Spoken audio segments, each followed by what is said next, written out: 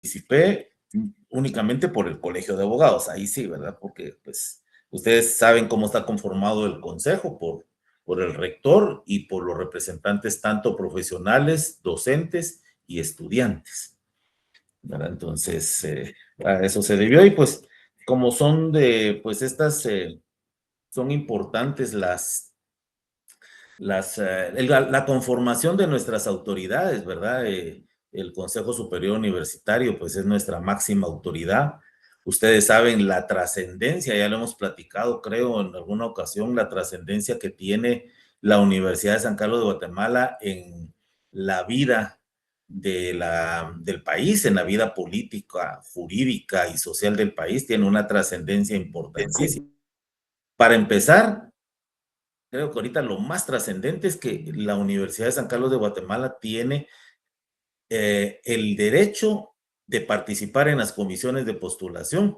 Ahorita está integrando la comisión de postulación, bueno, ya no porque ya eligió a los 20 posibles futuros magistrados del Tribunal Supremo Electoral, ya mandó la lista de 20 profesionales del derecho. Dentro de ellos hay varios docentes de la facultad, de nuestra facultad, para que el Congreso elija 10 magistrados, de ellos 10, 5 titulares y 5 suplentes para el Tribunal Supremo Electoral. También ya nombró o ya eligió a un magistrado titular y a un magistrado suplente para la Corte de Constitucionalidad, que eso fue la semana pasada. Eso lo eligió el Consejo Superior Universitario, por eso la trascendencia del Consejo. Y pues está también conformando por el decano. Me lo mandaron aquí de la coordinación, solo para corroborar, pero sí recuerdo que es del noveno, vamos a ver, no,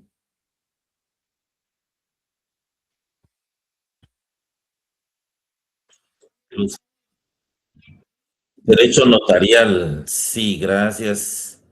Perdón la interrupción, que no estaba viendo la pantalla, sí. Sección I, el 6 de marzo, que es el viernes de la siguiente semana. Hoy es miércoles, jueves, viernes, a la siguiente. Viernes de la siguiente semana, a las 5:30, en los salones 101, que es donde damos clase, y 203 en el segundo nivel.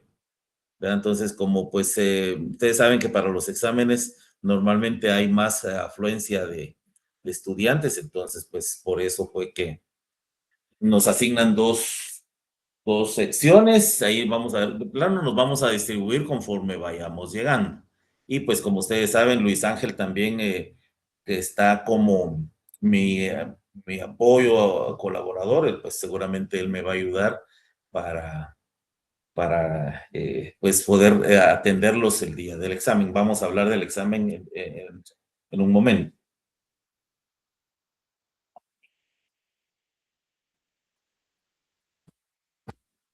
Es que ahorita lo que hice fue poner a cargar mi teléfono porque ya casi está sin carga y ahorita estoy en mi oficina y al terminar pues de la clase del día de hoy, entonces todavía voy a dejar preparados unos documentos para mis actividades profesionales de mañana y pues viajar para mi casa, vas a trasladarme para mi casa, entonces todavía bueno, me va a ser muy útil el teléfono. No he tenido la oportunidad de hacer publicaciones en el, en la plataforma, pero como ya lo habíamos platicado, el contenido del examen, esto lo voy a poner por escrito, pero se los platico rapidito.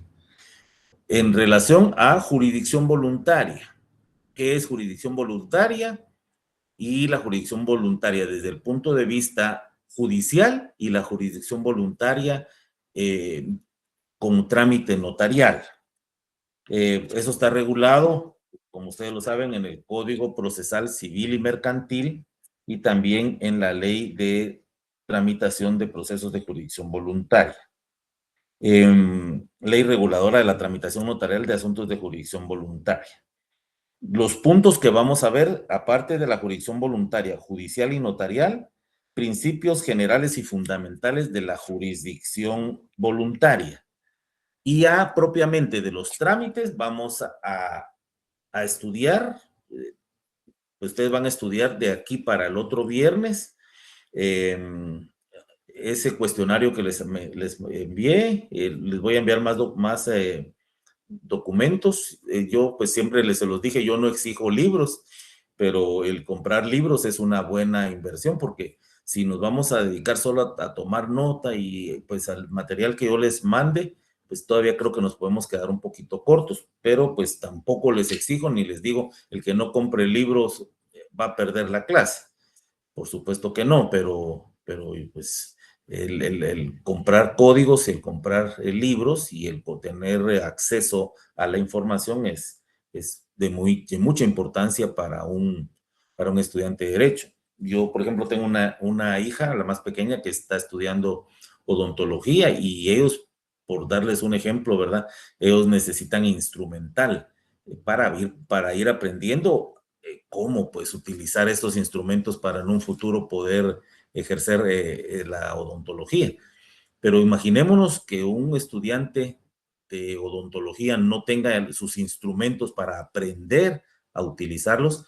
Entonces, ¿cómo nosotros los que estudiamos derecho, los que estudiamos para ser abogados y notarios, no tenemos instrumentos? O sea, no tengo códigos, o si bien tengo códigos, pero no compro libros, no tengo plata o prefiero invertir en otra cosa. Entonces lo dejo como una reflexión. O sea, sí tenemos que invertir en nuestros instrumentos de trabajo y nuestros instrumentos de trabajo son códigos o leyes y libros donde está la doctrina. La jurisdicción voluntaria, por ejemplo, está regulada en varios libros, tanto de autores extranjeros como de autores nacionales. Tenemos buenos libros.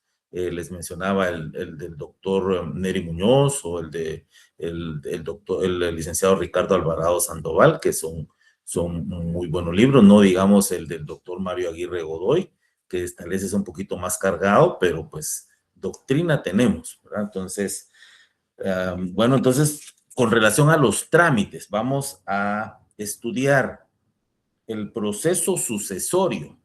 El proceso sucesorio es aquel que se tramita cuando necesitamos disponer de la masa hereditaria de una persona que falleció, ya sea desde el punto de vista de que quedó intestado, o sea, no dejó su declaración de última voluntad por medio de testamento o de donación, y entonces, intestado o testamentario.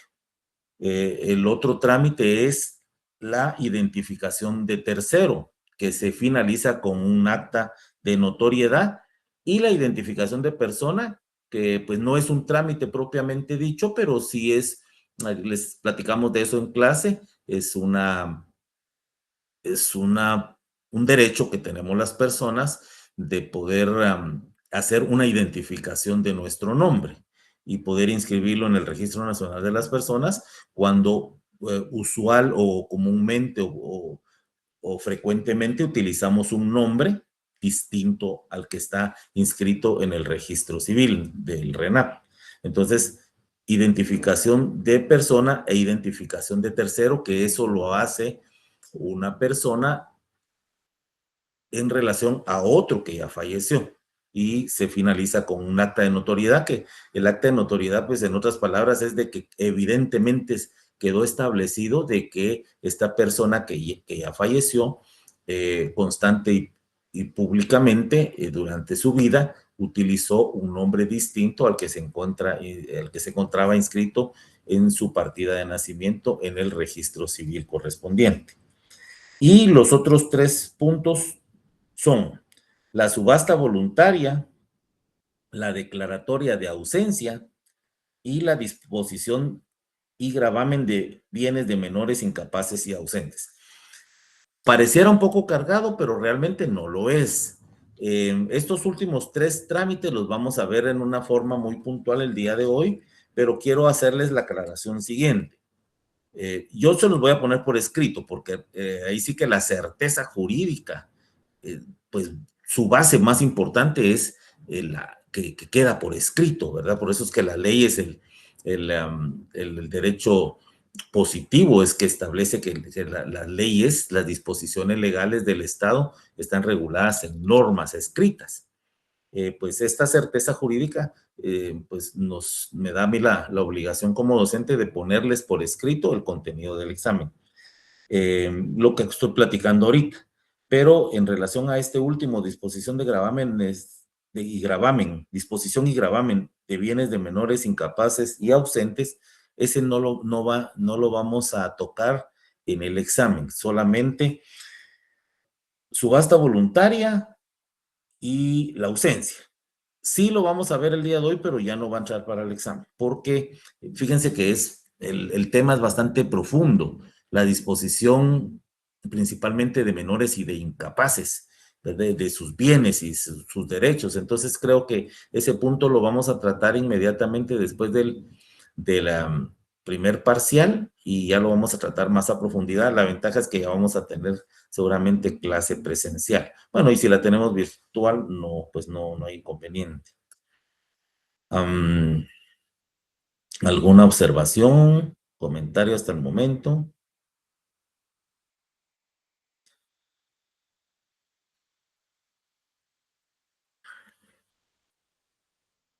¿Está visible? Sí, licenciado. Sí, licenciado. Va, entonces, pues esta es la carátula y vamos a tratar 3 puntos el día de hoy, que son trámites de jurisdicción voluntaria. Insisto, la jurisdicción voluntaria, no se olviden ustedes, la jurisdicción voluntaria es una facultad que tenemos las personas de acudir para resolver determinado asunto, ya sea en la vía judicial o en la vía notarial.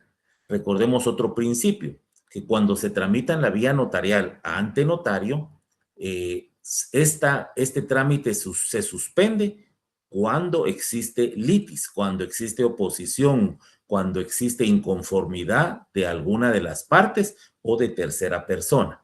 Entonces, va a iniciar, continuar y finalizar en la vía notarial siempre y cuando no haya oposición. Y esto pues es un principio pues que está regulado en la propia, en la propia ley reguladora de tramitación notarial de asuntos de jurisdicción voluntaria. Ustedes se recordarán,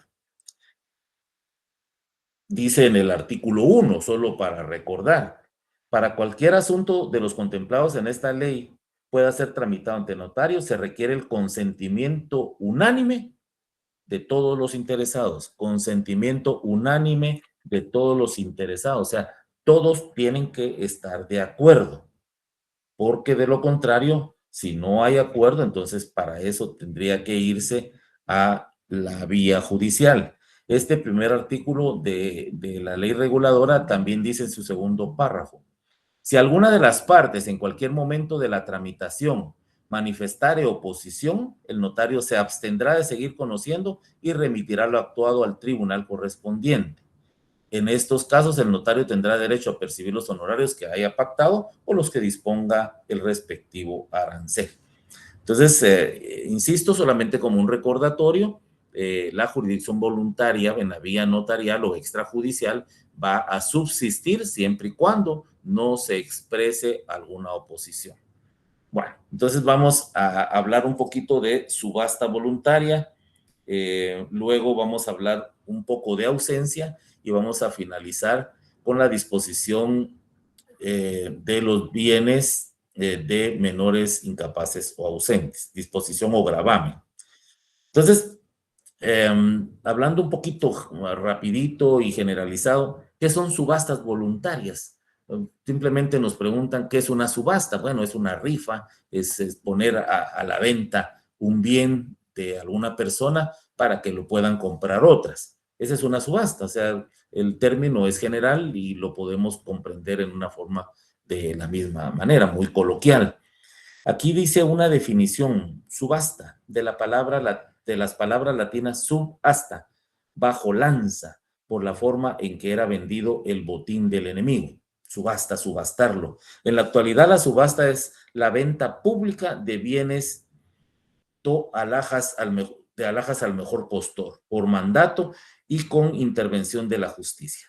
También el arrendamiento de bienes públicamente al que más puje. Por extensión, la venta extrajudicial se hace entre los que concurren de un local con adjudicación al mejor oferente. Según intervenga la autoridad judicial o no, las subastas se clasifican en judiciales y extrajudiciales. Dentro de estas últimas son las de mayor garantía, las notariales.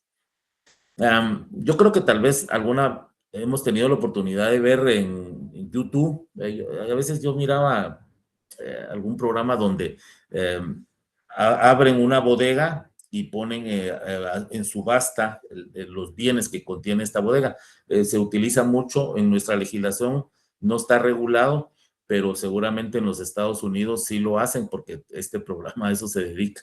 Que yo alquilo un hangar donde guardo bienes de mi propiedad, pero transcurrido un tiempo que yo no puedo pagar el arrendamiento de este local, entonces entra a subasta pública los bienes que tengo ahí guardados.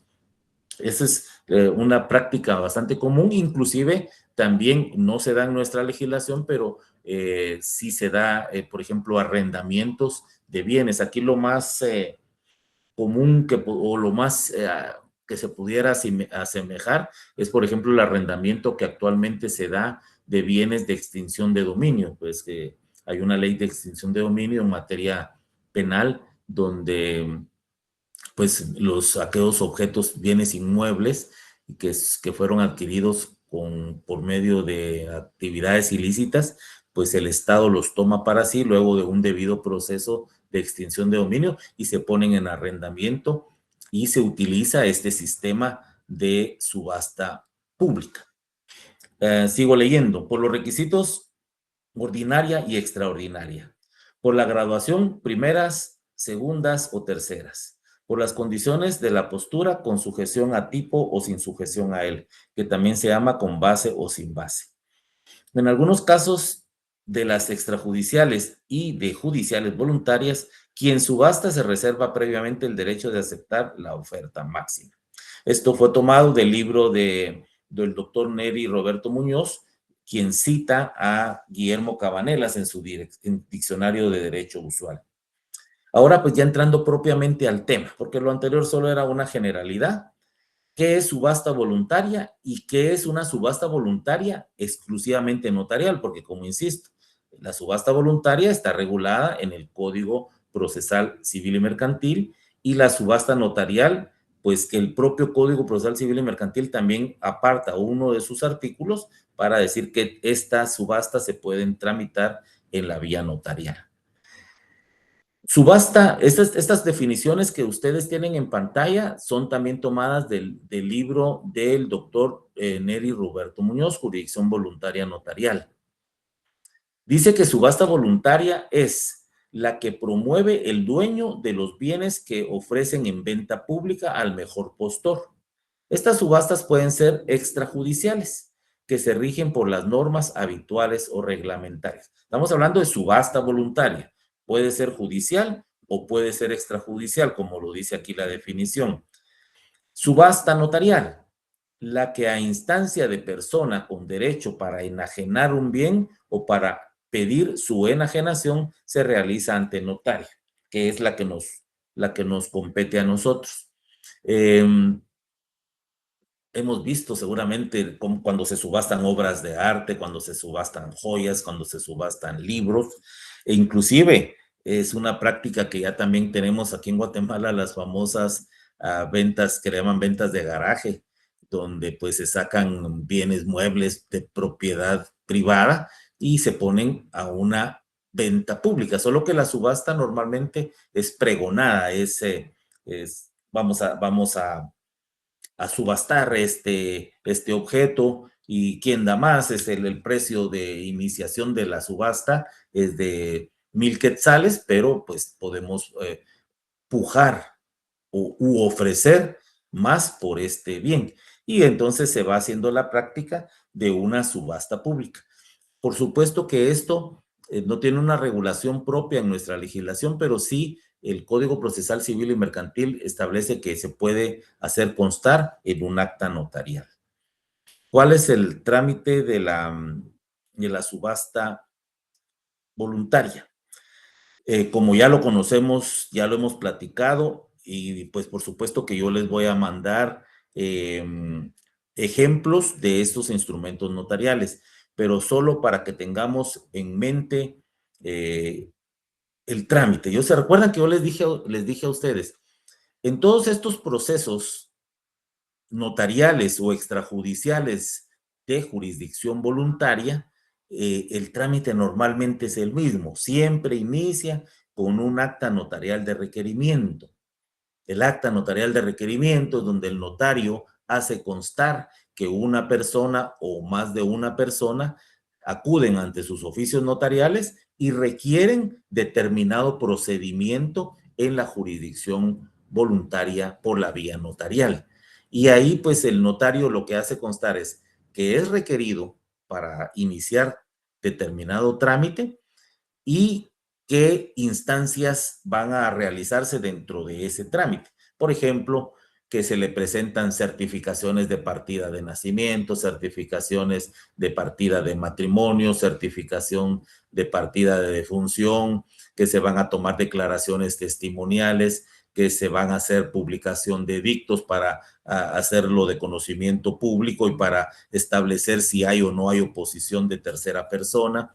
En algunos casos, no en todos, que se le dará intervención al Estado por medio de la Procuraduría General de la Nación para que emita un dictamen no vinculante, bueno, en este caso vinculante, porque pues sí tiene efectos jurídicos. Pues al final se va a hacer una nueva resolución en donde se va a hacer la declaratoria del derecho.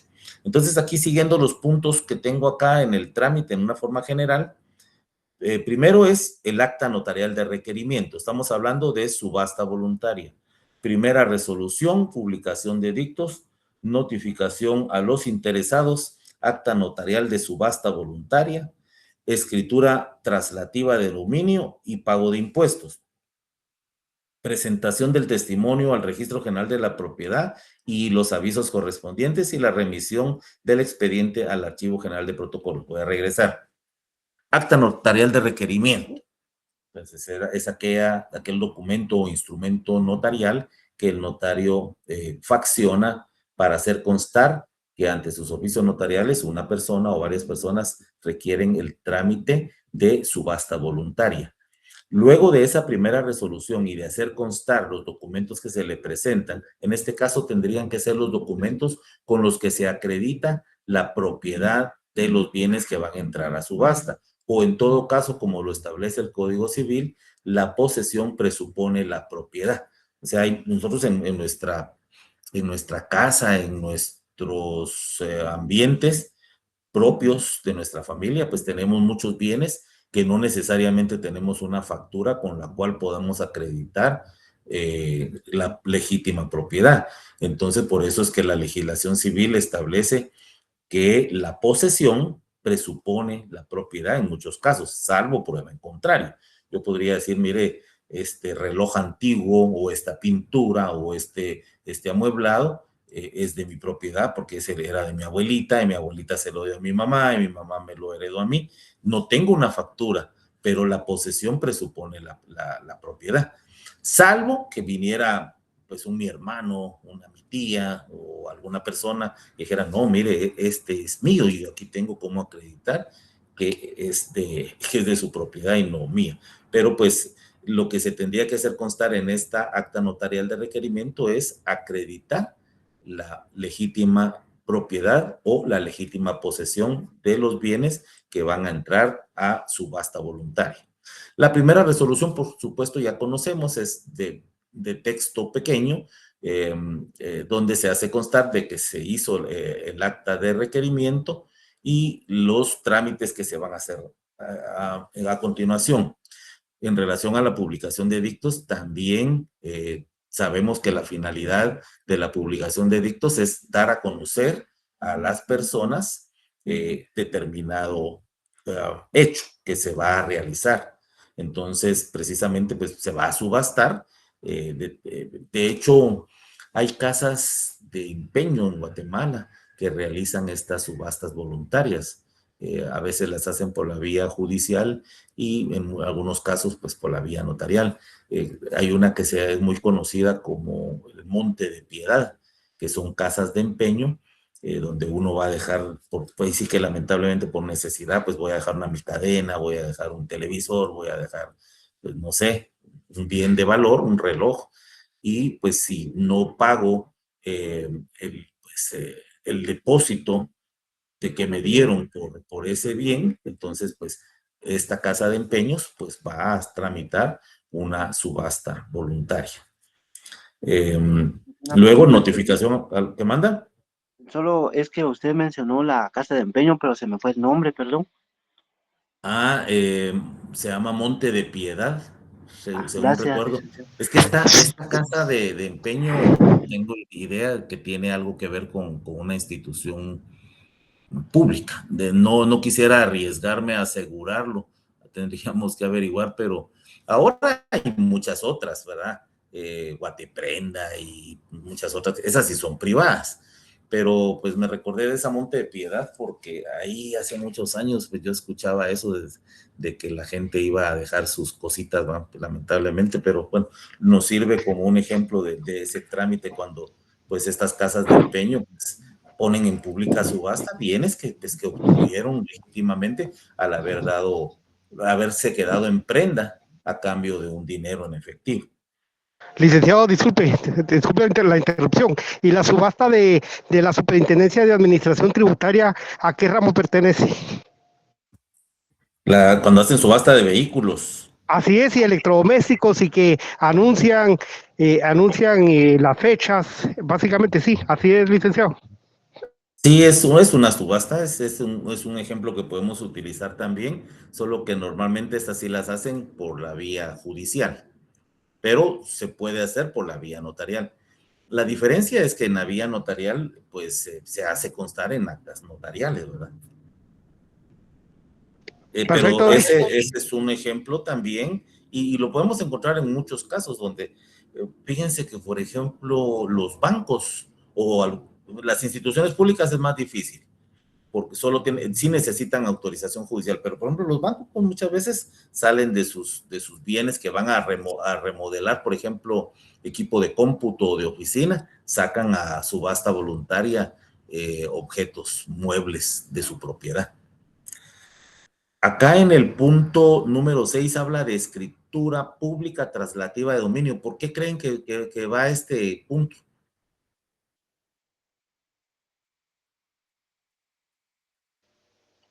Licenciado, disculpe, las escrituras públicas traslativas es porque se trasladan prácticamente de un depositario a otro. De un propietario a otro.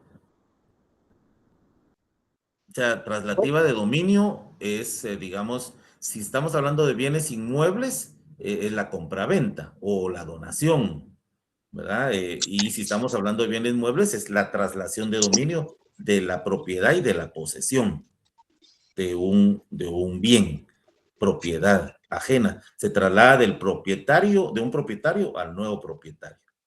Por eso se hace en escritura pública. Recordemos que los contratos son solemnes cuando la propia ley establece que deben realizarse en escritura pública o bien cuando tienen que inscribirse en registros públicos, como podría ser el registro de la propiedad, eh, por un ejemplo. Pago de impuestos en su caso, presentación del testimonio al registro de la propiedad y aviso si fuera de bienes inmuebles, pues los avisos se dan a la municipalidad y se dan al Ministerio de Finanzas, al DICABI, y la remisión del expediente al Archivo General de Protocolos, que es como finaliza el trámite de la jurisdicción voluntaria. Aquí están los artículos que les menciono del Código Procesal Civil y Mercantil en relación a la subasta voluntaria.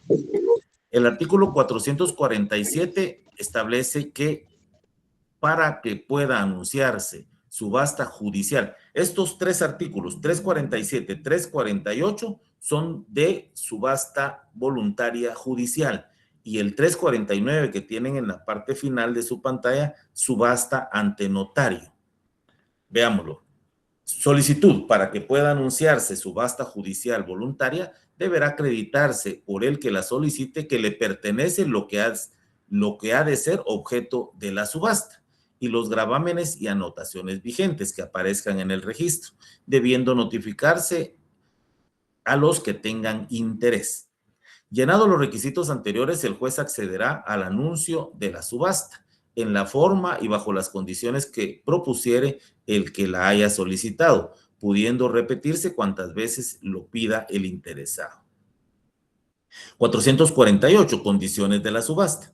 En la subasta voluntaria, el vendedor o quien legítimamente represente sus derechos es libre para establecer las condiciones que le convengan y para aceptar las propuestas por el postor. Sin que conste el consentimiento del vendedor, el juez no podrá mandar a percibir de remate y el secretario o testigos de la actuación cuidarán de hacerlo constar en acta respectiva y de puntualizar en las mismas todas las condiciones del contrato. Estos establecen en una forma muy general, muy puntual, el trámite en la vía judicial, siempre en forma voluntaria. Y en el 449 del decreto ley 107 señala la subasta voluntaria ante notario. Y dice su texto, las subastas voluntarias a que se refiere este capítulo podrán llevarse a cabo ante notario en las condiciones que libremente fijen las partes. En otras palabras, pues no hay un trámite establecido, por eso es que yo les mencionaba este procedimiento, este trámite originalmente, porque no hay un procedimiento establecido, tomando en cuenta que el propio legislador establece que se harán en las condiciones que libremente fijen las partes. O sea que este trámite que les estoy sugiriendo podría acortarse si así lo dispone la persona que es propietaria o legítima o que tiene legítimo derecho sobre los bienes que van a subastarse. Ok, entonces este trámite, pues muy puntual, muy concreto, pues ya viendo los documentos que vamos a redactar, entonces se nos va a ir aclarando el panorama.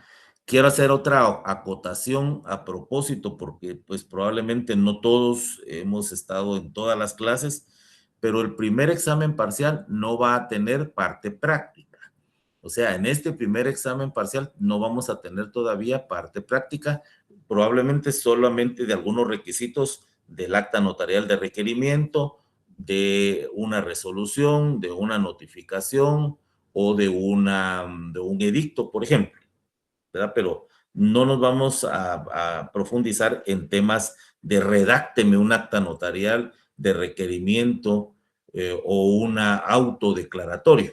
Todavía eso lo vamos a dejar para cuando ya tengamos un poquito de más práctica en relación a estos instrumentos notariales.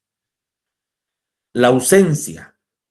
Aquí el siempre tomado del libro del doctor Nery Roberto Muñoz, que cita igualmente el Diccionario de Derecho Usual de Guillermo Cabanelas, menciona ausente. ¿Quién es ausente? ¿A qué se refiere con decir ausente? Dice, quien no se encuentra en el lugar de referencia. Con mayor frecuencia se dice ausente de quien no se encuentra en el lugar donde debiera encontrarse, ya para usar de algún derecho o facultad y para que otro ejerza uno u otro contra él. Más concretamente, la persona cuyo paradero y existencia se ignora por haber desaparecido de su domicilio habitual o de haber desaparecido de su domicilio habitual o haber dejado de dar noticias suyas. Ausencia. O sea, primero que es ausente la persona individual que no se encuentra en su residencia o su domicilio. ¿Y qué es ausencia? Se llama ausente en sentido vulgar al que está fuera del lugar en que tiene su domicilio o residencia. Pero en sentido técnico, ausente es el que desapareció, ignorándose su paradero y dudándose de su existencia. La ausencia exige, pues, la incertidumbre absoluta sobre la existencia de una persona. Este concepto de la ausencia tiene a su vez dos modalidades: ausencia propiamente dicha y desaparición. Voy a hacer un paréntesis acá. Ausencia propiamente dicha y desaparición.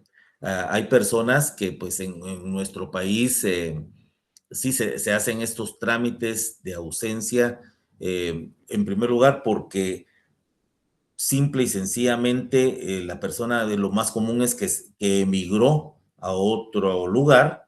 En Guatemala sucedió mucho durante el conflicto armado interno, que pues decía, bueno, me voy a ir a los Estados Unidos, y entonces pues la familia sabe de que esta persona se ausentó de su residencia, de su domicilio, con destino a otro lugar, pero transcurrido cierto tiempo se ignora su paradero. Y la otra es cuando sí propiamente ya no regresó, salió de casa y pues ya no regresó, que también durante el conflicto armado sucedía mucho, pero en la actualidad, de hecho, ustedes saben de que existen ahora alarmas cuando hay personas desaparecidas, pero pues estas son las dos modalidades. Cuando uno sabe inicialmente el destino de la persona que al final ya no regresó, y la otra donde simplemente se ignora dónde, cuándo y por qué se ignora de su paradero. Continúo. La desaparición se caracteriza por la circunstancia de peligro que la acompañó, circunstancia que falta en la ausencia propiamente dicha, tomado de el libro del profesor Alfonso Brañas. Él fue, un paréntesis, él fue profesor de Derecho Civil en la Facultad de Derecho de la Universidad de San Carlos de Guatemala, el profesor Alfonso Brañas. Él fue asesinado también precisamente en la época del conflicto armado en una calle de la ciudad de Guatemala. Hablando de ausencia, es importante establecer lo que para el efecto establece el Código Civil. En primer lugar, si lo vemos en el artículo 42 del Decreto Ley 106,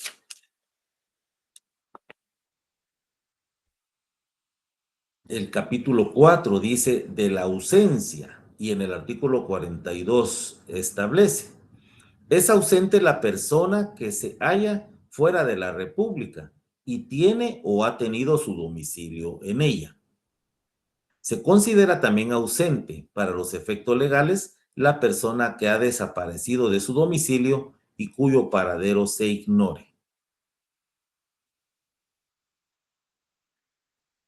Ahora, ¿qué entendemos o qué significa el domicilio? Y eso también está regulado en el Decreto Ley 106, en el artículo 32, que cabal establece, en el capítulo 3 dice: el domicilio se constituye voluntariamente por la residencia en un lugar con ánimo de permanecer en él.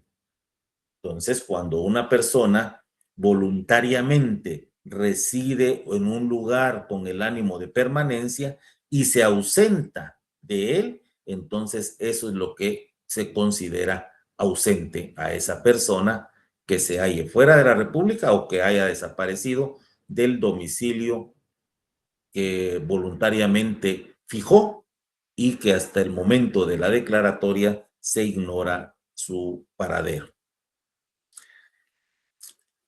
Este trámite sí está regulado en el decreto 5477 del Congreso de la República, ley reguladora para la tramitación notarial de asuntos de jurisdicción voluntaria. Está establecido en 3 artículos. Por supuesto, y se recuerdan que el capítulo único, que es del 1 al 7, es de aplicación general. Entonces, para la tramitación de todos estos procedimientos de jurisdicción voluntaria, tenemos que aplicar lo establecido en las disposiciones generales del artículo 1 al artículo 7 de este decreto 5477. Veamos qué es lo que establece con relación a la declaratoria de ausencia en trámite que se puede hacer ante notario. Y establece, yo les agradecería que pudieran ustedes seguir la lectura y que alguno voluntariamente me pueda apoyar con la lectura del artículo 8 de este decreto 5477, que su epígrafe dice solicitud.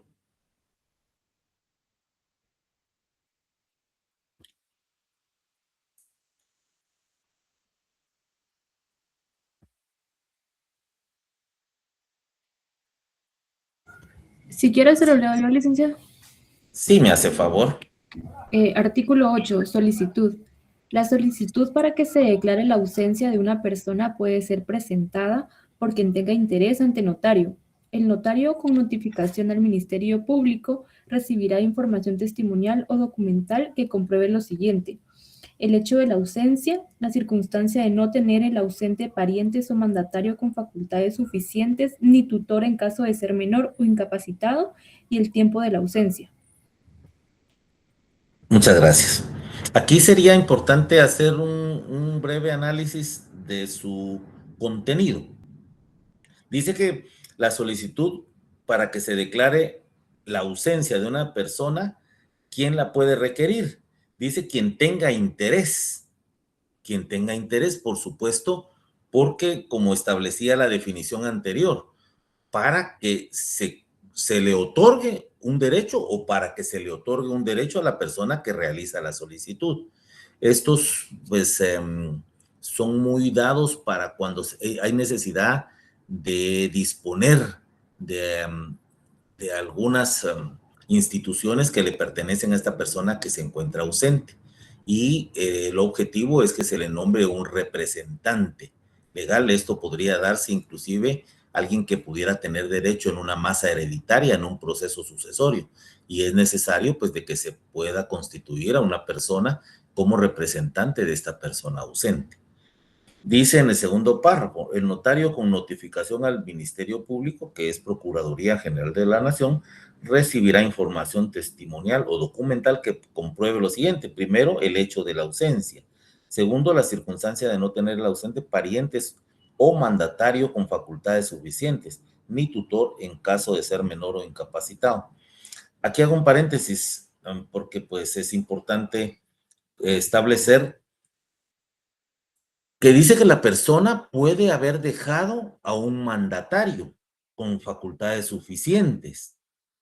Y sabemos pues que no todas las personas pueden ser mandatarios, principalmente si es un mandatario que tenga facultades para acudir a resolver asuntos judiciales, porque específicamente para ello la ley del organismo judicial establece de que se otorgarán mandatos judiciales y los mandatos judiciales no se le pueden otorgar a cualquier persona. ¿Quiénes pueden ser mandatarios judiciales? Pregunto en este momento.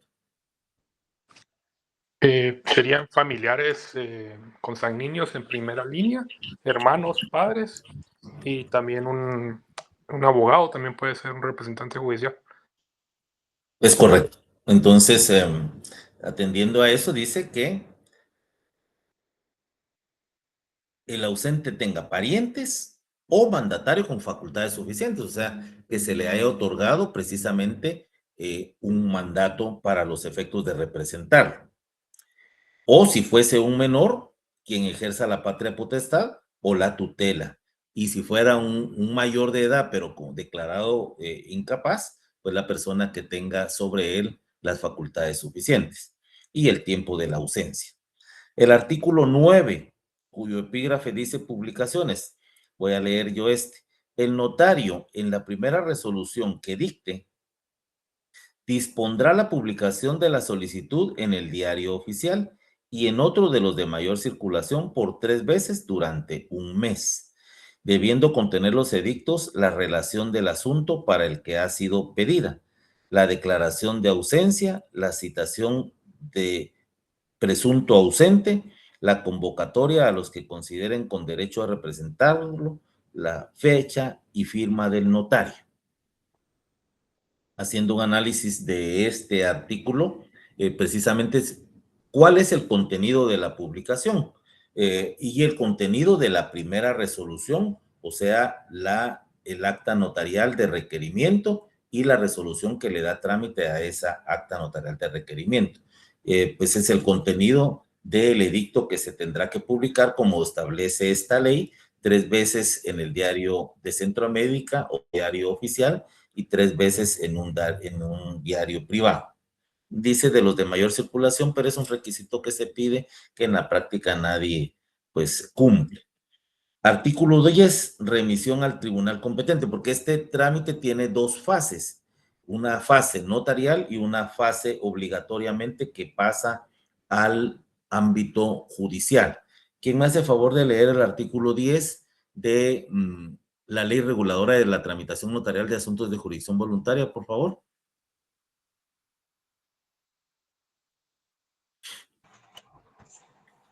Artículo 10. Remisión al tribunal competente. Pasado el término de las publicaciones o manifestada oposición por algún interesado, el notario remitirá lo actuado al tribunal competente para los efectos del nombramiento del defensor judicial y continuación de la tramitación, de acuerdo con lo establecido en el Código Procesal Civil y Mercantil. En igual forma, procederá el notario si considere necesaria la intervención judicial para que se tome alguna medida precautoria urgente. El notario, bajo su más estricta responsabilidad, puede levantar inventario de los bienes del ausente y el juez competente resolverá lo relativo al depósito de los mismos.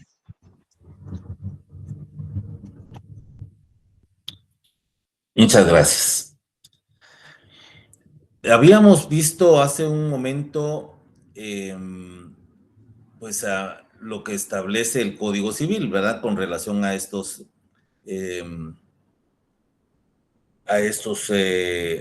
disposiciones de lo que es el domicilio y de lo que es la ausencia. El trámite sería el que en una forma muy puntual ponemos en esta fase. Primero, como todo trámite de jurisdicción voluntaria, se inicia con el acta notarial de requerimiento. Insisto, con los requisitos que ustedes conocen, y es donde el notario hace constar la voluntad de la persona que tiene interés en que se declare la ausencia de otra persona. Segundo, la resolución de trámite. Y por supuesto, yo aquí a veces dejo de poner la notificación porque se recuerdan que la primera resolución del acta de requerimiento se notifica al requirente o los requirentes o interesados. 3, declaración testimonial. Dice la ley, el Código Civil y la ley de jurisdicción voluntaria que se recibirá como medios de prueba la declaración testimonial o documentos, dice. Pero normalmente la ausencia se comprueba con declaración testimonial. Publicación de edictos, lo escuchamos cuando en el artículo 9 de la ley de la materia establece cuáles son los requisitos de estos edictos. Y si se diera el transcurso del tiempo de la publicación o bien oposición a este trámite, se tendrá que remitir a un órgano jurisdiccional, a un juez de primera instancia del ramo civil, para el nombramiento de defensor judicial. Y se dictará el auto final de declaratoria de ausencia. Este es un auto que ya no hace el notario, sino que lo realiza el juez competente. Quisiera mencionar aquí algunos de los documentos que se relacionan a este trámite. Denme un segundito, solo lo ubico. Y vamos a ver en una forma muy puntual el tema de la disposición de bienes de menores incapaces y ausentes. Vamos a terminar esto y luego vamos a regresar con los documentos correspondientes. Disposición y gravamen de bienes de menores incapaces y ausentes. Este conocimiento general de que no se puede disponer de estas, de los bienes de los menores de edad, de los que no tienen una capacidad de ejercicio. De igual manera, de personas que se encuentran en estado de incapacidad, declarados en interdicción, o los ausentes que acabamos de mencionar, las personas que no se encuentran en su residencia y domicilio y que no tienen una persona que sea un representante legal, un mandatario judicial o un mandatario que los pueda representar. Se menciona que es importante aclarar que no se puede disponer ni grabar bienes de menores incapaces y ausentes, sin que previamente se haya seguido y declarado con lugar las diligencias conocidas como de utilidad y necesidad. Si nos vamos al Código Civil para establecer lo relativo a la capacidad, en el artículo 8 del Código Civil, en su epígrafe, dice capacidad. La capacidad para el ejercicio de los derechos civiles se adquiere por la mayoría de edad. Son mayores de edad los que han cumplido 18 años. Los menores que han cumplido 14 años son capaces para algunos actos determinados por la ley. Y aquí pues nos hace una referencia a artículos del Código Civil y del Código de Trabajo, porque sabemos pues que también los menores pueden optar a algunos trabajos acordes a su edad. Eso está regulado en el artículo 150 del Código de Trabajo. Antes de llegar a la mayoría de edad, es en el ejercicio de la patria potestad que les representa a los menores de edad. La patria potestad comprende el derecho de representar legalmente al menor o incapacitado en todos los actos de la vida civil, administrar sus bienes y aprovechar sus servicios atendiendo a su edad y condición. Por ejemplo, en el artículo 252 del Código Civil, Decreto Ley 106 del Jefe de Estado, establece: la patria potestad se ejerce sobre los hijos menores, conjuntamente por el padre y la madre en el matrimonio y en la unión de hecho, y por el padre o la madre en cuyo poder esté el hijo en cualquier otro caso. Los hijos mayores de edad permanecerán bajo la patria potestad solamente que hayan sido declarados en estado de interdicción. Para el efecto de los artículos del 406 al 410 del Código Procesal Civil y Mercantil establece dicho procedimiento. También el artículo 14 del Código Civil regula el tema de la incapacidad. Dice esta norma, artículo 14 del Código Civil: los incapaces pueden ejercitar sus derechos y contraer obligaciones por medio de sus representantes legales. Entonces, nuevamente hacemos la diferenciación entre los menores y los incapaces, pero se unen en el mismo tema de que únicamente pueden ser representados por los que tengan esa calidad. Los mayores de edad que adolecen de enfermedad mental que los priva de discernimiento deben ser declarados en estado de interdicción. Esta incapacidad está regulada en el artículo 9 del Código Civil. Asimismo, dice esta norma: pueden asimismo ser declarados en estado de interdicción las personas que por abuso de bebidas alcohólicas o de estupefacientes se exponen ellas mismas o exponen a sus familias a graves perjuicios económicos. La declaratoria de interdicción produce, desde la fecha en que sea establecida en sentencia firme, incapacidad absoluta de la persona para el ejercicio de sus derechos, pero los actos anteriores a tal declaratoria pueden ser anulados si se probare que la incapacidad existía notoriamente en la época que se ventila. El artículo 10, siempre hablando del mismo tema, dice: las perturbaciones mentales transitorias no determinan la incapacidad de obrar, pero son nulas las declaratorias de voluntad emitidas en tales situaciones. Ya entrando en materia del trámite de la disposición y gravamen de bienes de menores incapaces y ausentes, el Código Procesal Civil y Mercantil regula. Artículo 418, discernimiento de cargos. Todo tutor, protutor o guardador deberá solicitar del juez de primera instancia el discernimiento del cargo, y el juez, antes de confirmarlo o discernirlo, podrá seguir de oficio información respecto a la moralidad y aptitudes del nombrado.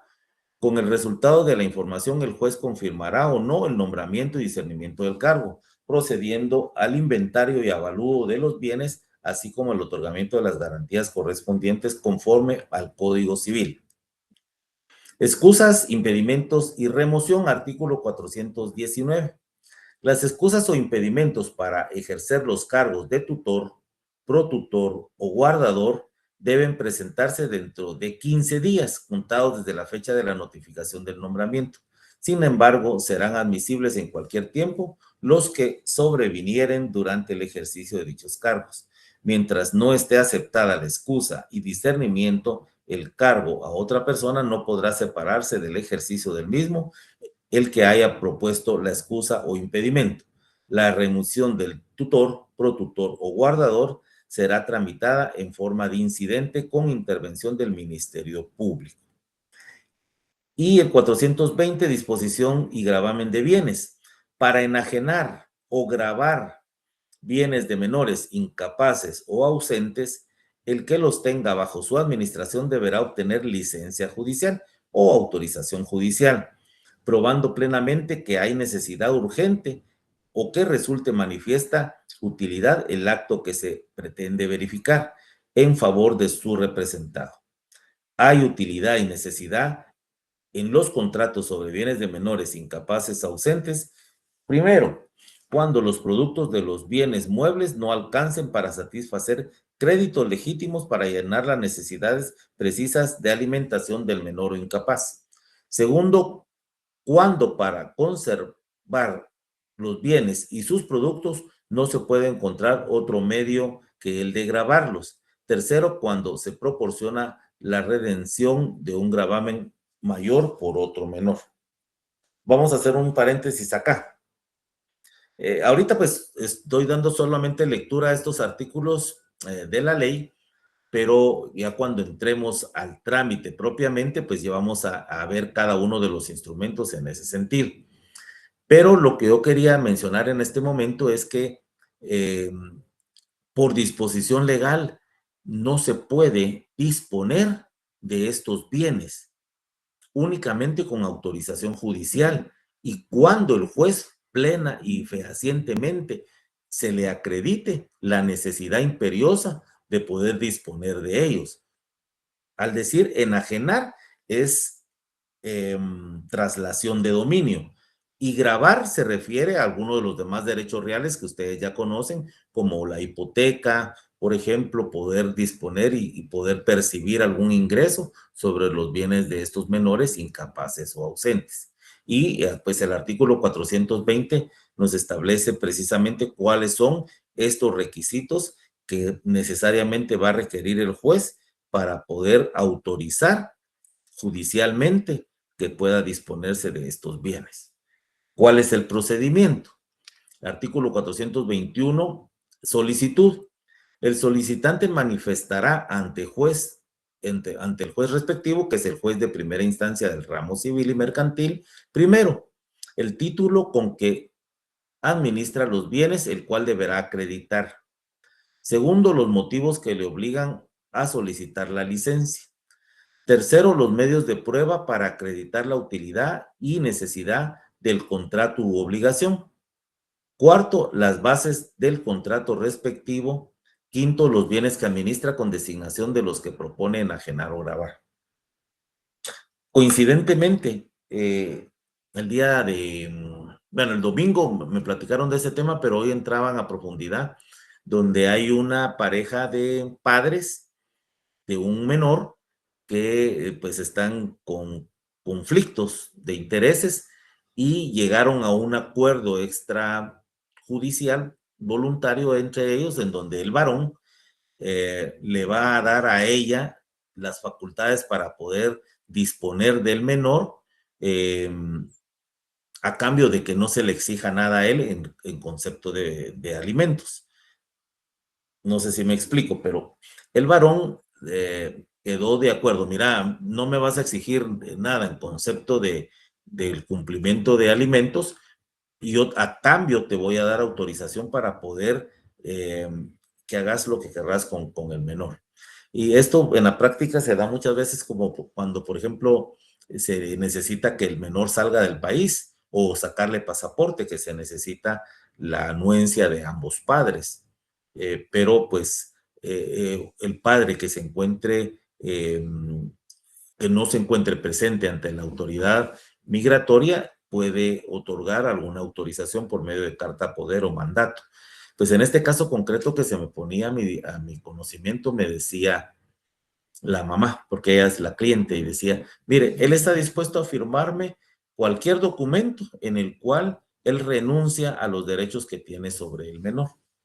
Pero yo le decía precisamente lo que estamos viendo ahorita, y es que no se puede. Él podrá renunciar a todos los derechos que él pueda tener sobre el menor, sobre el ejercicio de la patria potestad, pero no le puede usted autorizar cosas que únicamente puede ser otorgadas judicialmente, que es precisamente lo que estamos viendo. O sea, hay muchos de los derechos del menor que, aunque el padre renuncie a ellos y que le otorgue esas facultades a la madre, ella no puede hacer uso de ellas, sino que tiene que acudir ante el juez competente para poder obtener esa autorización judicial. Entonces, todavía tengo que profundizar un poco en qué es lo que él le puede facultar a ella y qué no. Por ejemplo, el decir, bueno, yo autorizo a la mamá de mi hijo para que pueda salir del país con él cuantas veces así lo necesite hacer, ya sea por recreo, por necesidad de estudio o por cualquier otro trámite. Y él sí puede, pues, otorgar esa facultad, decir, mire, yo voluntariamente le cedo a la mamá de mi hijo que pueda entrar y salir del país. Eso sí, pero disposición o gravamen de los bienes del menor sí no podría, por ejemplo, ¿verdad? Y cualquier otro trámite que se necesita autorización judicial. Por ejemplo, yo no sé si ustedes, pues, bueno, ya se recuerdan, pero ahora para que se pueda contraer matrimonio por menores de edad, sí ya se necesita autorización judicial, que no es lo mismo de lo que estamos hablando, pero lo ponía de ejemplo porque en el caso concreto de lo que les estoy platicando, él no podría decirle a ella, mire, yo le otorgo el derecho de que usted autorice el matrimonio de nuestro hijo, aunque sea menor de edad, porque obligatoriamente tiene que acudir ante un juez para que autorice esa unión matrimonial, ¿verdad? Por darles un ejemplo. Bueno, continuando con el trámite, artículo 422. El juez, con intervención del Ministerio Público y del protutor, en su caso, mandará recabar la prueba propuesta y practicará de oficio cuantas diligencias estime convenientes. En caso de que fuere necesaria la tasación de bienes, se practicará por un experto de nombramiento del juez. Artículo 423. Declaratoria de utilidad y necesidad. Recabada la prueba y oído el Ministerio Público, el juez dictará auto que deberá contener, primero, si son o no fundadas las oposiciones que se hubieran planteado. Segundo, la declaratoria de utilidad y necesidad en su caso. Tercero, la autorización para proceder a la venta o gravamen de los bienes, fijando las bases de la operación. Cuarto, el nombramiento de notario y la determinación de los pasajes conducentes del expediente que deban incluir en la escritura, en la que comparecerá también el juez.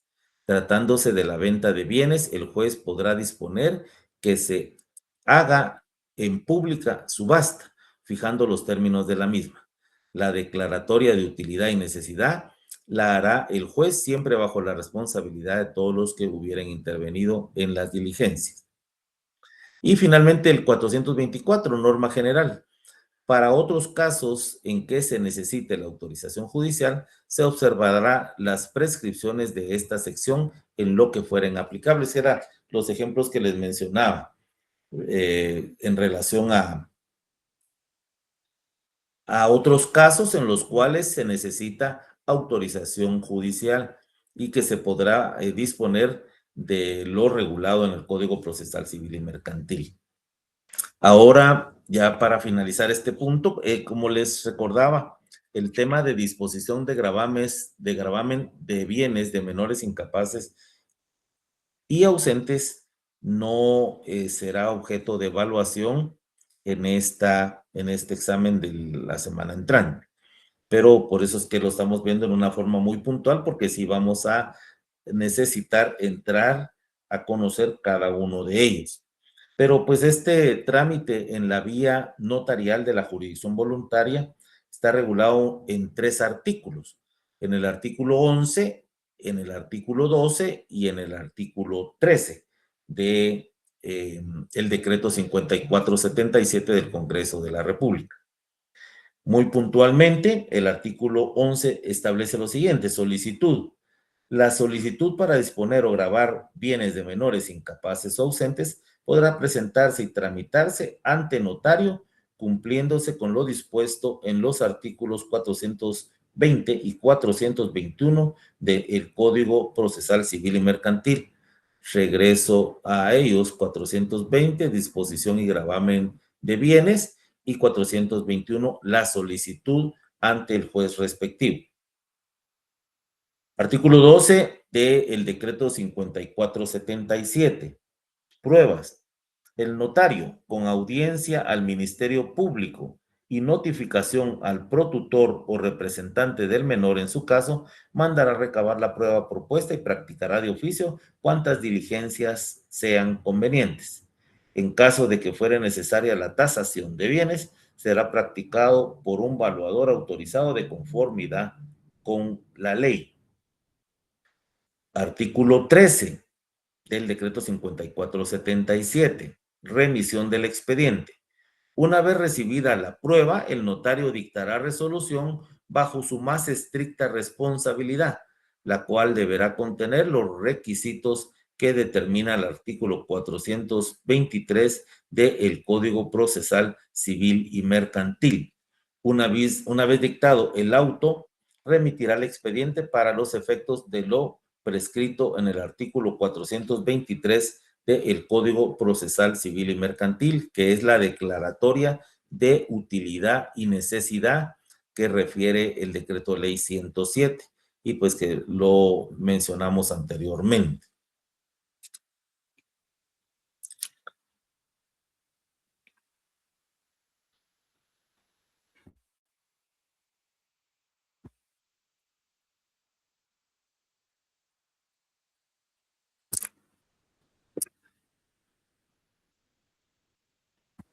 Licenciado, tengo una pregunta. A la orden. En este proceso de declaración de ausencia, en la práctica real, ¿por qué motivo una persona se acercaría a hacer este trámite? ¿Bajo qué finalidad? Cuando tengo interés de que esa persona se defienda ante una reclamación que yo tengo que hacer, o bien que ejerza su derecho, un derecho del cual yo saldría perjudicado si no se pueda realizar. Quisiera pues, tal vez poner un caso práctico para poder darme a entender. Si, por ejemplo, yo tengo presentado un juicio, pensemos en un juicio de nulidad del negocio jurídico y del instrumento público, porque yo considero de que hubo un vicio en el consentimiento en un contrato, o hubo un vicio de forma, o hubo un vicio del consentimiento. Por ejemplo, hubo una compraventa o una donación donde pues la persona que otorgó la compraventa o la donación, pues no estaba en el pleno uso de sus facultades, o fue engañado, o no lo hizo, porque muchas veces se da en la práctica de que hasta se falsifican firmas. Bueno, digamos que ese fuera el caso. Yo presento un juicio en contra de 2 personas, pero resulta que una de esas 2 personas se desapareció y ya no sabemos su paradero. Entonces, como yo presenté una reclamación ante un órgano jurisdiccional en contra de 2 demandados, reclamando, por ejemplo, la nulidad del instrumento y del negocio jurídico, yo me quedaría con ese proceso varado, porque el juez no le va a dar trámite si no localiza a la persona a la que yo estoy demandando o reclamándole un derecho. Entonces, para ese caso concreto, yo necesitaría la declaratoria de ausencia para que su representante legal reciba la notificación de la demanda y ejerza los derechos de defensa que considere correspondientes en relación a su representado.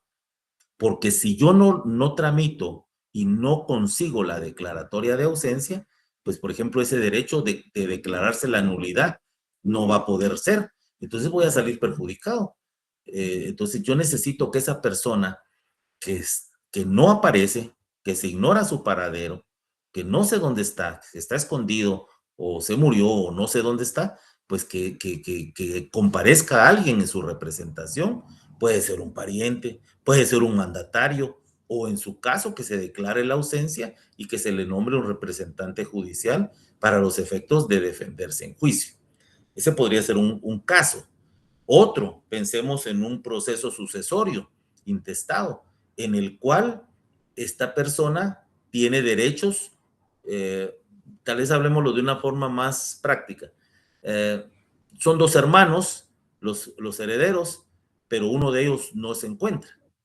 Ignoro su paradero, no sé qué se hizo, se fue a otro país e ignoro su paradero. Puede ser que él venga y reclame su derecho de la sucesión dentro del plazo que establece la ley, que son 10 años, y que pudiera comparecer y decir, bueno, yo hago la reclamación. Pero para no correrme ese riesgo, yo podría solicitar la declaratoria de ausencia para efectos de que haya alguien que pues comparezca dentro del proceso sucesorio, ya sea judicial o extrajudicial en la vía notarial, y reclame sus derechos. Con eso yo me evitaría que posteriormente, que yo tal vez ya hice disposición de la masa hereditaria, venga él con igual o mejor derecho y que yo ya tal vez ya dispuse de la masa hereditaria. Entonces, como que me interesaría más de que hubiese alguien que lo representara y evitarme que el día de mañana vaya a aparecer. No sé si estos 2 casos pudieran servir como ejemplo. Sí, justamente eso, gracias, licenciado. Podría también, por ejemplo, declararse esta ausencia, pues, no sé si sea en la práctica, para disponer de algún bien, ¿verdad? Sí, digamos, si fuese una copropiedad, porque, digamos, recuérdense que en la copropiedad se necesita la autorización del copropietario. Y si este copropietario no se encuentra, ignoro su paradero, ignoro su residencia, podría ser muy útil de que alguien lo represente y pueda dar esa autorización o no darla, pues, ¿verdad? Pero sí pudiera darse el caso en la copropiedad de que sea pues una salida de poder otorgar la declaratoria de ausencia. Es otro caso que pues considero que tiene usted un buen ejemplo en este caso también para ese asunto. Gracias, licenciado. Estaba aquí buscando documentos, pero sí, yo lo que considero es que mejor se los voy a enviar para efectos de su estudio. Lo que pasa es que estos trámites es como un proceso judicial. A mí me pueden hablar por ejemplo, del juicio ordinario civil, que se presenta la demanda, que las actitudes del demandado puede ser contestar la demanda en sentido negativo, interponer excepciones previas o excepciones perentorias, etcétera. Que el juez dicta una resolución, que dicta una notificación, que dicta una sentencia. Todo eso me lo pueden decir como un trámite. pero por supuesto que yo tengo que entrar a profundizar en cómo hago una demanda, cómo interpongo una excepción, cómo contesto la demanda, cómo se dicta una resolución de trámite o un auto o una sentencia, cómo se tramita un proceso incidental. Eso hablando en la vía judicial, pues trasladándonos aquí a la vía de la jurisdicción voluntaria, desde el ámbito notarial, que es lo que nos interesa en este curso, pues también necesito no solo conocer el trámite o las fases, sino el contenido de los documentos que realiza el notario. Por eso es que dentro de lo que habíamos acordado con ustedes, de que para hacer un trabajo que nos pudiera apoyar para agenciarnos de puntos y poder esto coadyuvar para que pudiéramos aprobar pues satisfactoriamente este curso, vamos a hacer trámites precisamente de esto. Y en su momento vamos pues ya, solo pasamos ahorita del primer examen parcial y le entramos de lleno a estudiar y practicar los documentos notariales. Si en algún momento pudiera esto constituir a la que tedioso, si eso ya me lo sé, pues qué bueno que ya lo sepamos, pero podría ser que no lo sepamos bien en la práctica y a mí sí me interesa que terminemos conociendo el trámite en forma general y cómo hacer un acta de requerimiento, cómo hacer un acto de autodeclaratorio, cómo faccionar o redactar un edicto, cómo redactar una resolución y cómo hacerlo, inclusive hasta cómo mandar un proceso terminado al Archivo General de Protocolos, cuando se tiene que hacer digamos, cómo hago una solicitud, por ejemplo, en el proceso sucesorio, al registro de procesos sucesorios, que es algo sencillo en la práctica, pero si yo no lo conozco y no lo practico y no lo redacto, pues toda la vida me va a quedar en teoría y sí necesito que esto se transforme en práctica.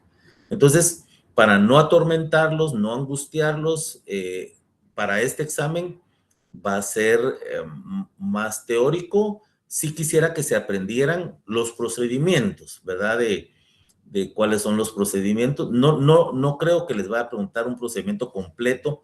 Mire, dígame todas las fases de la declaratoria de ausencia o todas las fases del proceso sucesorio, sino por lo menos lo más importante de alguna de esas fases y en terminología general. Por eso es que sí necesito que puedan ustedes darle una lectura a su código de notariado, específicamente a la ley reguladora de la tramitación de jurisdicción voluntaria en los artículos que hemos visto, del 1 al 7 y de las instituciones o procedimientos que hemos visto, insisto, ausencia, bueno, la disposición ya no va a entrar, solo la ausencia, el proceso sucesorio intestado y testamentario, y el cambio de nombre, la identificación de tercero, no, el cambio de nombre no lo vimos, perdón. Sería la identificación de tercero o notoriedad y la identificación de persona. Esos van a ser poquitos. Y la ausencia. Pues, perdón, la subasta. Y la subasta, sí, esa es la que se me pasaba. Estamos. Sí, jurisdicción voluntaria, judicial y notarial. Los principios generales y fundamentales de la jurisdicción voluntaria que están del artículo 1 al 7, el proceso sucesorio intestado y testamentario, la identificación de tercero o de notoriedad y la identificación de persona, la subasta voluntaria y la ausencia. 1, 2, 3, 4 procesos y las generalidades de las disposiciones generales y fundamentales de la jurisdicción voluntaria. Y me comprometo a mandarles el material de apoyo. Si pudieran ustedes adquirir alguno de estos textos, el de Mario Aguirre Godoy, el de Ricardo Alvarado Sandoval o el de Neri Muñoz, pues está bien. Si tuvieran otro que alguien se los pudiera prestar, está bien. A la larga el procedimiento está establecido en la ley. En la práctica el notario lo ha ido perfeccionando, pero no hay, por lo menos yo soy del criterio que no hay algo radical que así tiene que hacerse. Yo, por ejemplo, veo constantemente sentencias en procesos laborales porque yo asesoro a una empresa en temas laborales y yo miro sentencias de un juez, las hace de una manera. Veo sentencias de otro juez, las hace de otra forma. Si son jueces de los departamentos, las hacen diferentes. Hay jueces en los departamentos que tienen competencia mixta, por ejemplo, son jueces civiles, de trabajo, de económico coactivo, de contencioso administrativo. Entonces, como que tienen criterios distintos. Entonces, si a los jueces se les permite tener redacción variada, ¿por qué al notario no? ¿Y por qué al estudiante no? Entonces, yo no exijo de que pues, tenga que ser radical como lo dice el libro, porque la ley nos dice que es de libre redacción. Pero lo importante es que sepamos redactar. Si usted me hace un acta notarial de requerimiento y no le pone hora, ahí habría un error de fondo, una deficiencia de fondo. Entonces, cositas como esas que sí tenemos que cuidar, ¿verdad? Que tenemos que ser muy cuidadosos de cumplir con estos requisitos.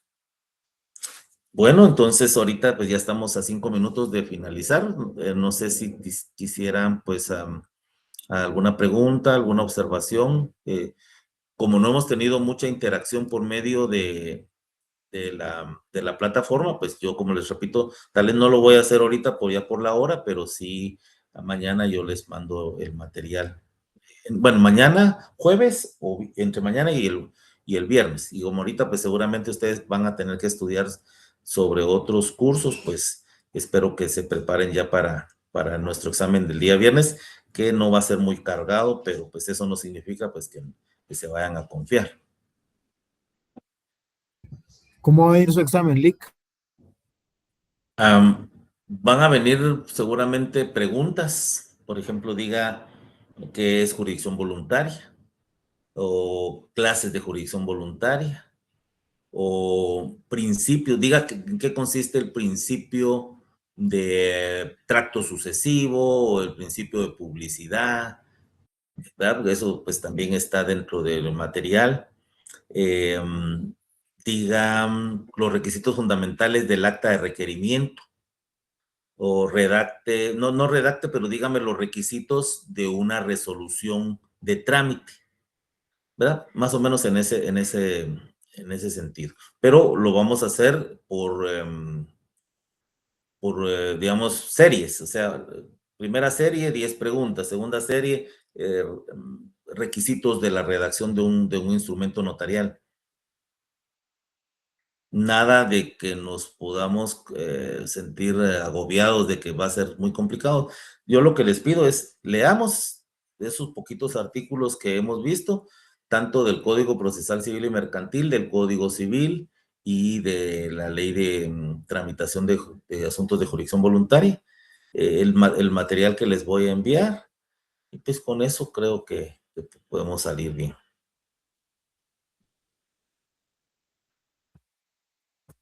¿Estamos?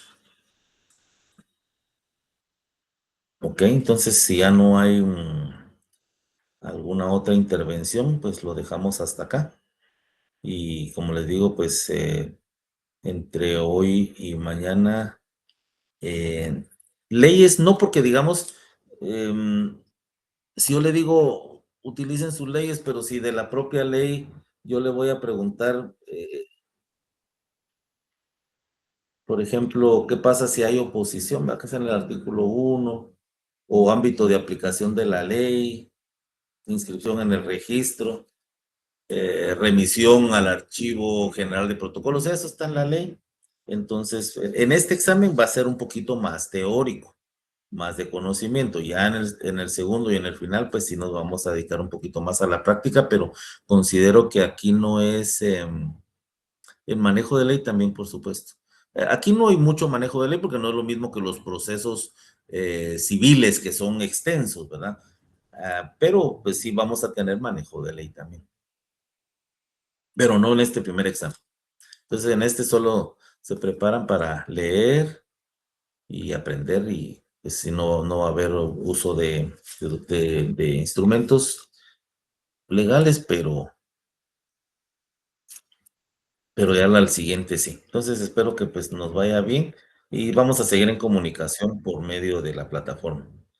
Y sí, aprovechando de que me está pidiendo la palabra Luis Ángel, quisiera que pudiéramos hablar muy brevemente en estos poquitos minutos, Luis Ángel, en relación a lo que teníamos pendiente.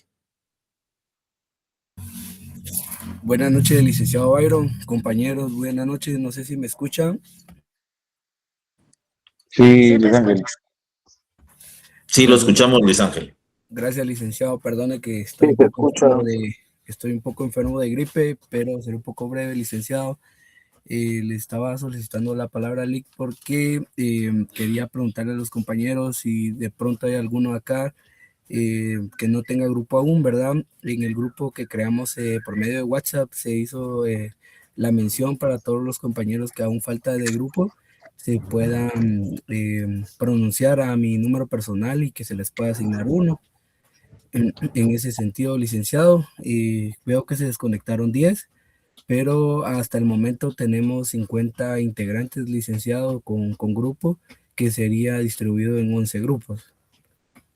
Entonces, en ese sentido, esa era mi participación, Lick, para poder hacer la mención que si alguien no tiene grupo aún, que se pueda comunicar a mi persona, en mi número personal, y para que se le pueda agregar a uno. Gracias, Luis Ángel. Yo agregaría que, pues, o a su número personal o en la plataforma, ¿verdad? En Classroom. Yo tomo esto que nos está recordando Luis Ángel, lo voy a poner de una vez. Lo voy a poner ahorita que terminemos la clase, lo voy a publicar, porque sí es cierto, ahorita varios ya se desconectaron y algunos, pues, el día de hoy tal vez no estuvieron en clase, o algunos de los que cuando llegamos presencialmente no han llegado a clase. Entonces, si no quisiera que se quedara alguien sin información, entonces lo voy a publicar enseguida de terminar la clase. ¿Quién más pedía la palabra?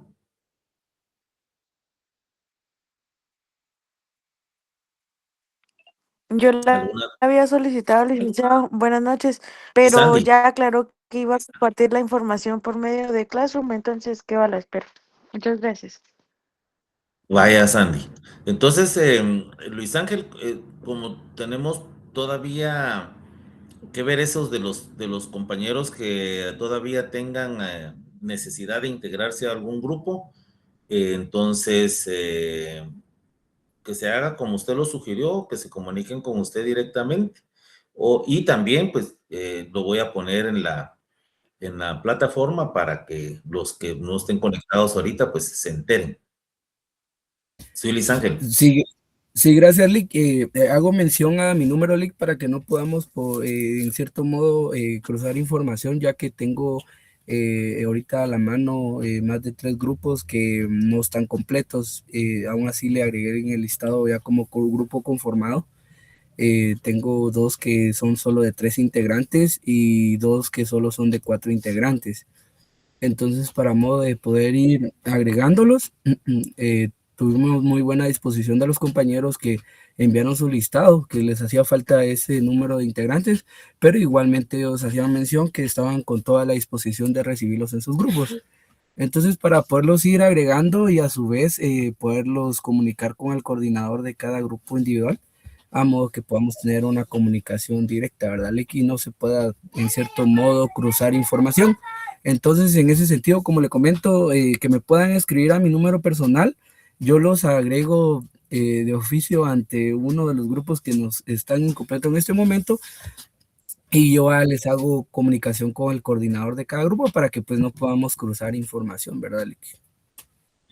Sí, ahorita, Rodrigo, déme un segundito, solo iba a aclarar algo. Sí, Luis Ángel, estoy de acuerdo, así como usted lo sugiere, y estoy de acuerdo. No, lo que yo iba a hacer en la plataforma es indicar que se comuniquen con usted para estos efectos. Lo que pasa es que, como usted sabe, ahorita no estamos conectados la mayoría, entonces en la plataforma les van a notificar. Entonces, ahí en la plataforma la indicación es comuníquese con Luis Ángel Chicay para efectos de la integración de los grupos de los que todavía estén pendientes.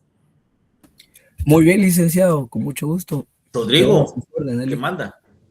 ¿Qué tal? Buenas noches, licenciado. No sé si me escuchan por ahí, pero perdonen. Sí, muy claro. Disculpe la molestia. Yo me recuerdo, bueno, de lo del tema de que ese día pasaron el QR, pero no sé si lograron aceptar en el grupo porque pues no me aparece a mí como tal y pues de igual manera no he podido estar asignado a algún grupo. Luis Ángel, si me podrías brindar tu número de teléfono y tal vez te escribo ahorita de una vez al personal y así mismo pues me podrías apoyar por ahí con ese tema, te lo agradecería mucho. Con mucho gusto, amigo. En este momento te compartí el enlace para que te puedas unir al grupo de WhatsApp de Notarial y ahí me puedas escribir un mensajito para que te pueda agregar. Excelente, excelente, gracias Luis Ángel, gracias Lick, buenas noches, un gustoso. Gracias, Rodrigo. Sí, entonces hagámoslo así. Y todavía tenemos tiempo, como nos vamos a ver todavía para el examen, pero ya para ese día, pues sí tenemos que tener integrados los grupos, pero cualquier otra comunicación, también yo les había dado un número personal, pero ahí está el grupo que creó Luis Ángel y cualquier cosa por ese medio nos podemos comunicar. Pero ahorita voy a hacer la publicación para recordatorio de los compañeros que no están conectados o que de repente se les haya pasado por alto. Pasen buena noche. Gracias. Buenas noches. Gracias, Adiós. licenciado.